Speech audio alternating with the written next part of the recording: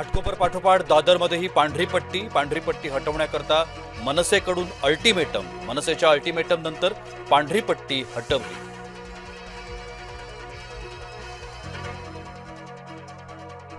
आम्ही विलिनीकरणाकरता कोणाशीही संपर्क केलेला नाही, ना कोणी आमच्याशी संपर्क केला. खासदार सुप्रिया सुळेंनी नाना पटोलेंचा दावा खोडला.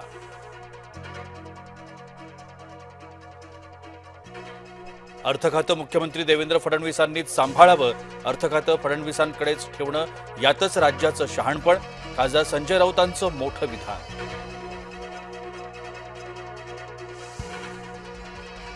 आमदार रोहित पवारांच्या अन्नत्याग आंदोलनाचा आज दुसरा दिवस. शेतकऱ्यांच्या विविध मागण्यांकरता रोहित यांची गांधीगिरी.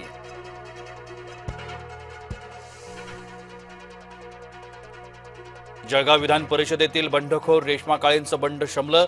उपमुख्यमंत्री एकनाथ शिंदेंची भेटीनंतर निर्णय. रेश्मा काळेंचा महायुतीचे उमेदवार नंदकिशोर महाजनांना पाठिंबा.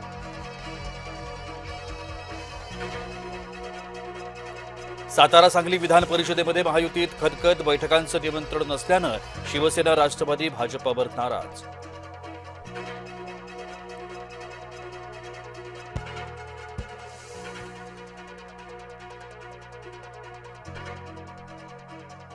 ऑपरेशन टायगर वगैरे काही नाही. शिवसेनेत कोणी कोणाला ये असं म्हणत नाही. मंत्री गुलाबराव पाटलांचं विधान.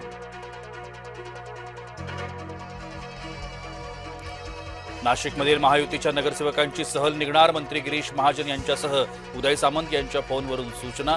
महायुतीच्या नेत्यांना मतविभाजनाची धाकधूक.